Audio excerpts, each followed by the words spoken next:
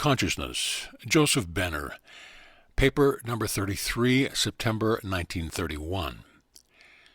In the August paper, we tried to prepare you for suggestion, a request that we wanted to make of you, of which we intimated would prove rather startling. This would be so only to those who have not grasped what is the real purport of this work. For we regret to state that there are still some who have received all these papers, and who do not fully understand that these are not just a series of lessons to be learned, containing much wonderful knowledge for which they are very grateful, but that instead they have aligned themselves with the work, the first object of which is to prove their worthiness of participating in it by going with us to the kingdom, where their real parts will be assigned them. Yes, such understand about the kingdom intellectually, and they have gained some idea of what is going to be required of them. But we think it has not penetrated much beyond arousing the hope that they will find the kingdom some day, when they can rid themselves of all these material problems facing them. They do not realize that the mastering of these very problems may be the door that admits them to the kingdom, and therefore their failure to master them is what is holding them back from them, their divine heritage. We mention this in explanation preparatory to stating our request, so that you may know that if anything stands in the way of your doing what is asked, it is that which you fail to master, that quality or weakness of self, discovered on your journey to the kingdom, and which you thought unnoticeable to others and unimportant to the attainment of the goal, despite the fact that you had repeatedly been impressed with the necessity of gaining perfect control of your mind and all its forces before the goal could be reached. We are going to assume, however, that most of you who have come with us this far are worthy and well qualified to do what we ask, although at first you may deem it impossible. But nothing is impossible, especially to those who have absorbed the truth taught you the past 2 years. In other words, we are going to call upon you now to use some of these truths, and we propose to show you how to use them, so that as your master self you can take charge and get ready to do that for which all your past life has been a preparation. First, this means that you must get back into your I am consciousness, as taught in the impersonal life, and many times repeated in various articles in the papers. Do not get frightened. Every one of you has been in that consciousness many times. In fact, you were in it every time you meditated in the silence, and saw your little self and all its sordid and petty weaknesses, with which you had been working so long. Also, whenever you spoke to this self and taught it the many things it has learned in the past. And now you should know that there are not two selves, that you are the only self, and that the other is but your instrument, your human mind, which should be as much an instrument to you and very much of the same nature as your hand is to your mind. Think on this for a minute until it becomes perfectly clear. Do you have to speak to your hand when you want it to do anything for you? No. The moment you place the thought of the impulse in your mind, instantly the hand flies to obey, guided by the intelligence you embodied in the thought. In exactly a similar way will your mind be such an instrument, when you have fully convinced it that it is nothing of itself, can do nothing, can have nothing, only as you give it of your intelligence and power to use. Gradually you will learn this, and will not try to do or be anything any more, and will wait upon you for your word for everything, ever flying to do your bidding, just as does the hand. And above all, it will no longer think itself a self and separate from you, but will know it is your Christ consciousness embodied in your human brain, to provide a channel through which the Father and the Brotherhood can do their will on earth, even as in a kingdom. Thus will its consciousness in time become wholly one with your consciousness as a Son of God, which is one with the Brotherhood's and the Father's consciousness. And you can see from how this permanent divine union will be attained. And it is the same divine union we are now calling upon you to essay by going back into your Christ consciousness. Those of you who are not sure if you have ever been in that consciousness, we ask to do faithfully what follows, and you will know for yourself and will then afterwards be able to enter it at will. First get quiet and still your human mind and all its thoughts. Then speak commandingly the words as taught in the impersonal life. Be still, and know I am God. Speak them with all the force of your soul, your inner self, expecting to be obeyed. Then in the quiet that ensues, open your heart and let love out. If you do not know how, it is by pouring your heart out to God in loving adoration. And think of God as the great self of you, whose life animates you, whose intelligence is your mind, whose power enables you to do all things you do, who is also the life, intelligence, and power in all things outside of you. Continue to let love thus pour out of you, and while doing so, study that love. Note that it is coming from somewhere deep within you. Go within where it is. Watch as you join with it. You are becoming absorbed in that love. Yes, you are merging into it. It is possessing you. No, you are that love. Wonderful. You are that love. You seem to have transferred your center of consciousness from the without of your mind to the love within you, which is now yourself and is now all that you are. As you realize this, you seem to expand greatly in consciousness. A veil lifts and a brilliant, beautiful light shines all about you. At the same time, a wonderful sense of power fills and thrills you. Your mind grows clear, and you suddenly know, as vast knowledge floods your consciousness, that you are all that is. I am that I am. That you and the Father are one, that He is love, that love is all, and that you are one in love. If this is the first time you have experienced this ecstasy of the divine consciousness, it may last for but a few moments, or time may be forgotten and you will rouse from it as from a wonderful dream. But herein we have shown you a sure way to enter this consciousness, and with persistence you will learn to enter it at will, and to stay there for increasingly greater lengths of time as you practice abiding there. From this explanation you will perceive the importance and purpose of the prayer on the blue card, and now as you speak it in this new understanding, it should actually merge you into love, into the consciousness of Christ and of all your brothers in Christ, every time you say it, so that you will love as they love. See with their eyes, hear with their ears, and know with their understanding all things you seek and need to know, for then you will be one with them. In the last paper, we asked you to practice abiding in this consciousness during the month, thus preparing you for what was to follow. And now we ask you to begin to live in this consciousness, to accustom yourself to think, speak, and act as a son of God, even as did Jesus, your elder brother, when he was on earth. In asking this, we are but recalling you to your divine nature, and requesting you to assume your true station and identity as a son of God. Did not our elder brother say, "Abide in me, and I in you"? As a branch cannot bear fruit of itself, except it abide in the vine, no more can ye, except ye abide in me. Abide in his consciousness. I am the vine, ye are the branches.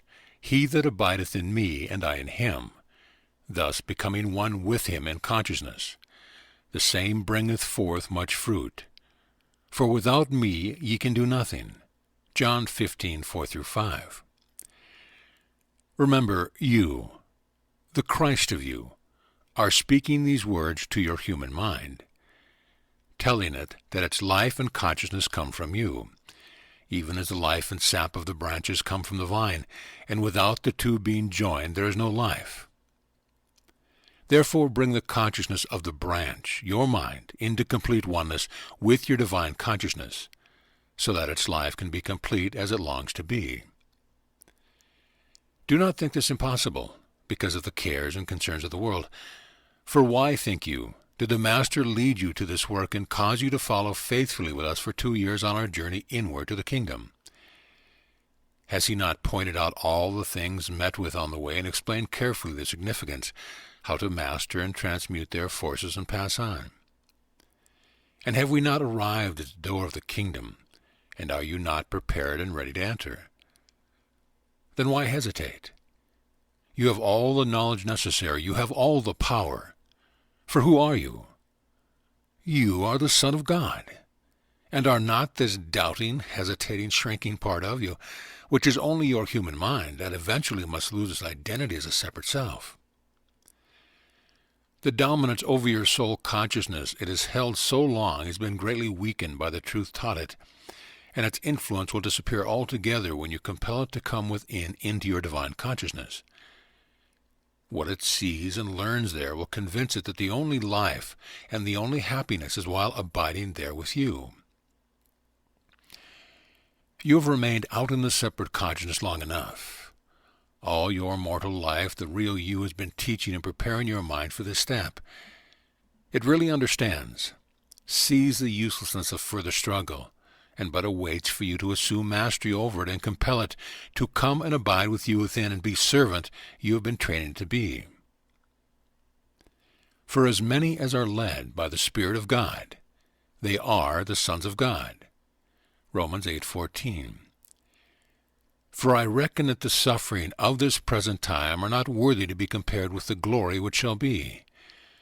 For the earnest expectation of the creature, when it has been taught the truth of its divine nature, waiteth for the manifestation of the Son of God, the entering and abiding in his consciousness.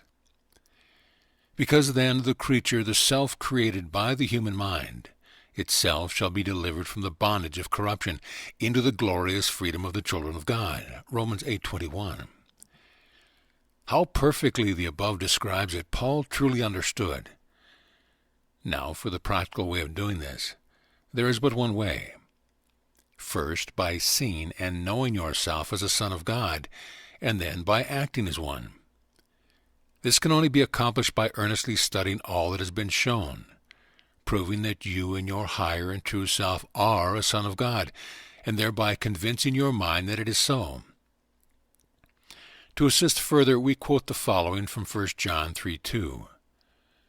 Beloved, now are we the sons of God, and it doth not yet appear what we shall be, but we know that when he shall appear, when we get back into his, our true consciousness, we shall be like him. For we shall see him as he is, shall know ourselves as we really are in our divine nature. This will not be so difficult, for remember you have been brought to where you are now by your divine self, who has promised to give you all the help necessary when you try the best you know how. For it is his purpose that you shall now come into the union for which he has so long been preparing for you. So then again we say, let's go. Get self together out of the way and let him take the complete charge, doing whatever he tells you to do, and he will enable you to do it. Well, that ought to be easy, ought it not? Then let nothing keep you from doing it. And now for the final request. The time has come in group work when all members in the group should prepare themselves for the true work that is awaiting them. This work, of course, cannot be given until they are able to enter the Christ consciousness and abide there, at least during group meetings. So now we propose the beginning with the first September meeting. All members prepare themselves to attend in that consciousness, and while meeting to do all their thinking, speaking, and acting from that consciousness. And we mean just that, and nothing less. It means that the personality must be left utterly behind, that during the meeting you must get back within and be your divine self, must let love alone rule, so that you can see only through the eyes of love, hear only with the ears of love, and speak only words of loving kindness. Self and its interests must then be non-existent. Your only concern is the helping and blessing of others. Thus serving as a pure and open channel through which the brotherhood of Christ can work on earth and do the Father's will. It may seem difficult at first thought to meet and abide in that consciousness. But if you will just let love continually pour out from your heart so that it rules your mind and shines from your eyes, and you can feel it shining, and you will be surprised how easy it will be. And when you do that, love will tell you what to say and do, will speak and do it through you. We suggest that the group appoint one of its members, who they think is the best qualified in Christ's love and wisdom, to correct and call the attention of any member who descends from the consciousness, or when it is uncertain if the personality of the higher self speaks, in some such manner as this. Who is speaking? Or do you mean that? Or think, is that the real you talking? This in order to help each one understand and get back into the I am consciousness when slipping out of it. You'll find that the experience resulting will prove very interesting as well as the most helpful, and will train and accustom you to speak and act from the consciousness as nothing else will. Be not discouraged at mistakes or failures, for they are to be expected. But practice will make you so that before many meetings you will be very grateful at being led into this phase of the work. We will not state in advance what will result, but will let the results speak for themselves. For if you persist until you then become established in the consciousness during meetings, you will have entered the kingdom, and there, as you know, all things are not only possible, but will be added unto you without ever your asking, as has been promised. This, of course, does not preclude or prevent those not in group from likewise entering the kingdom. It perhaps may be harder for such, for in groups each will have lovingly helped the other, while alone the disciple will have to work with no other assistance than that of the higher self. But all such are promised sufficient help, if they do fully their part. The law is no respecter of persons, especially the law of love. We earnestly pray, as we know do all the brothers of the kingdom, that many dear souls receiving these teachings will enter the kingdom this fall, bringing in a rich harvest of new laborers to work in the Master's vineyard. Consciousness. We ask you to consider with us the fact that there are some trillions of cells in the human body, forming its various organs, the head, arms, legs, tissues, nerves, muscles, ligaments, skin, blood, bone, hair, etc. Science is in agreement that these cells are all minute centers of consciousness, each with a native intelligence that works in unison with its fellows, forming with them the particular part of the body they comprise, and all under the direction of the group intelligence of their particular organ or part, while all such organs and parts are under the direction of the intelligence centralized in the brain, some say in the solar plexus. We want you particularly to note that these great numbers of cells forming your human body are individual centers of consciousness capable of understanding direction given them and of doing different kinds of work in the organs they form. But if they are all centers of consciousness in your body, they must be centers of your consciousness, for the sum total of their consciousness must comprise your consciousness. Think, must this not be so? At least they comprise all of that phase of your consciousness related to your physical life. Then they must actually constitute your human soul. Go back to the articles on the soul, and you will find this is exactly what is there stated as the soul. Now, we want you to see that the science has voiced a great truth in stating that the so-called physical cells are centers of consciousness. It admits that these cells are so minute that only the most powerful microscopes can detect them. Then we would say they're really consciousness and are not matter at all. For we now know that the atoms of so-called matter are formed by negative centers of energy revolving around another positive energy center, and this infinitesimal vortex of energy forms the smallest portion of matter conceivable to the human mind. But in what do these centers revolve, and what separates them from one another? Science says that they float in the ether of space exactly as do the stars and planets in the heaven. We say that this ether and all space is only the consciousness of divine mind, in which all things live, move, and have their being. From this we would be justified in stating that the human body is not a body of matter, but is only a visible thought form clothing the soul. But you have learned that the soul is likewise a thought form and consciousness of a higher vibration clothing the spirit, which is the real you, the Son of God in your spirit form, but who are in turn an idea in divine mind. Now try to get this clearly. You are a soul, and yet you are a spirit inhabiting the soul, which inhabits a physical body, but all is consciousness. The human mind directs the consciousness in the body.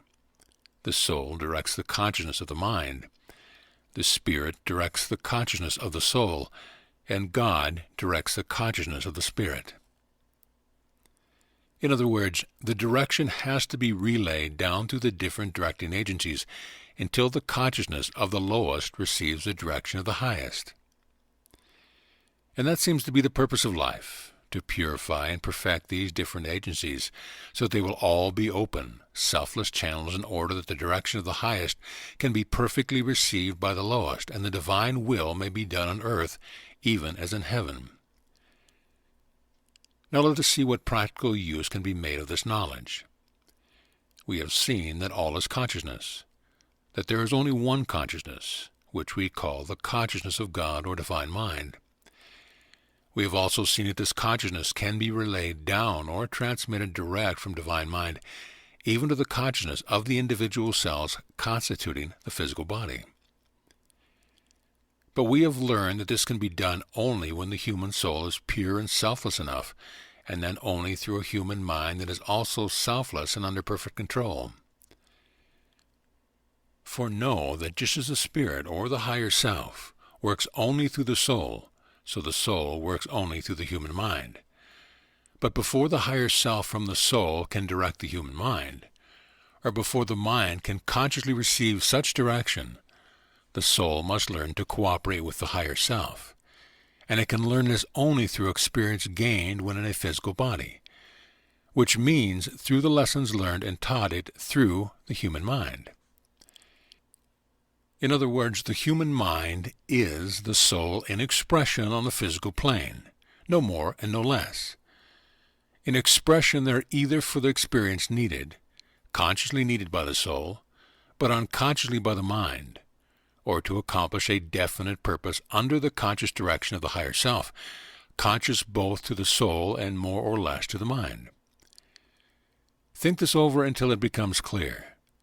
When all is plain, you will perceive that the consciousness of the cells of your body, of your mind, of your soul, and of your higher self are all your consciousness, and that your consciousness is God's consciousness.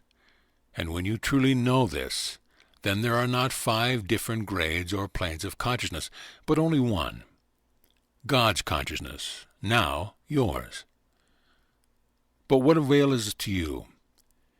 When you do know this, you will find you can do easily all the following things. You can speak to the consciousness of the cells of any organ or part of your body and tell them just what you want them to do. For instance, if there is any inharmony or poor functioning or pain in any part, explain to their consciousness your wishes about the correction of this condition, and the cells will hasten to obey you. You can speak to your mind itself and tell it to do anything you wish done, and it will explain clearly your idea. It will accomplish perfectly, no matter what it is, if it is within the capacity and realm of mind. You can speak to your soul, and it likewise will do whatever you direct it to do, if it pertains to the nature and realm of the soul. The above are but indications of what is possible when you truly know your identity as a son of God, your oneness with your higher self, and that all things exist only in consciousness, your consciousness, and therefore are all under your absolute control. We are constantly in these hints preparing you to understand what lies before you when you are able to go back into your true consciousness, that of your higher self, and to think, speak, and act from there.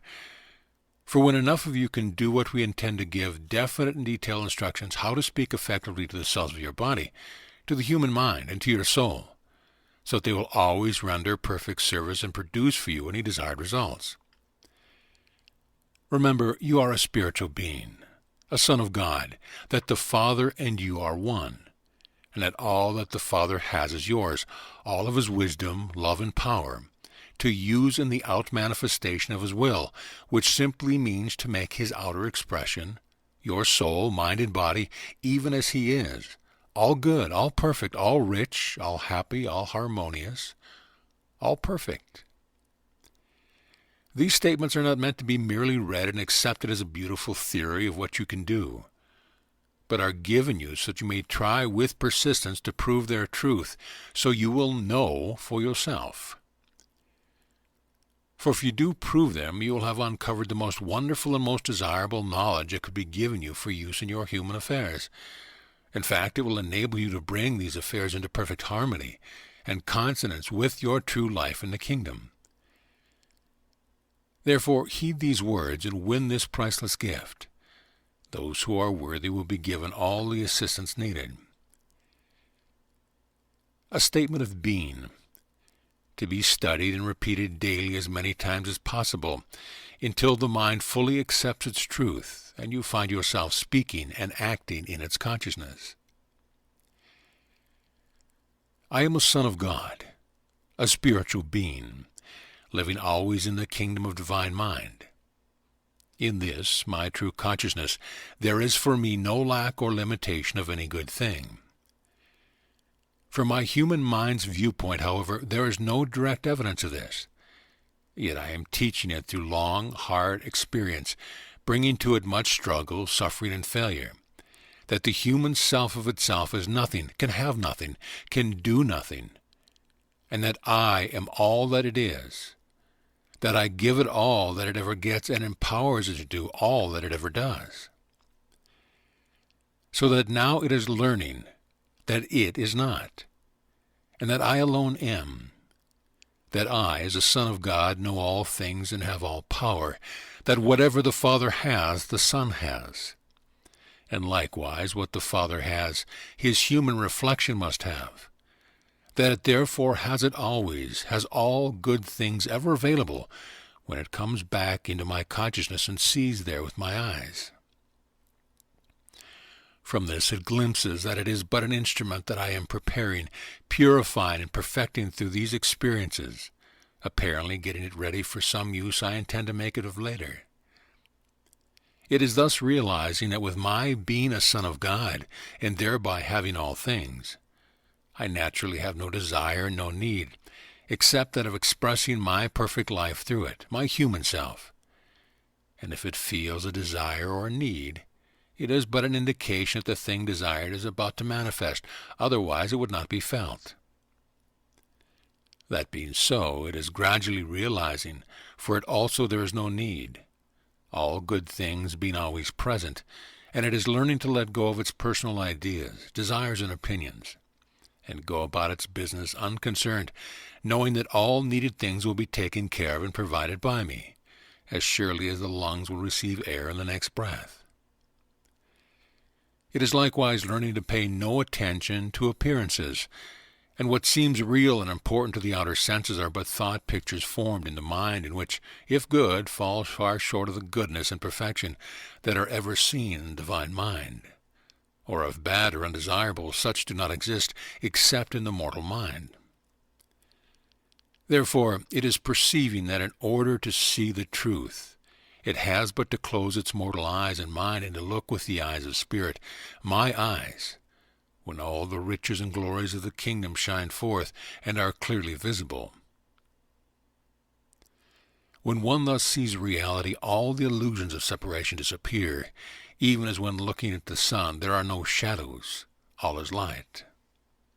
End of lesson.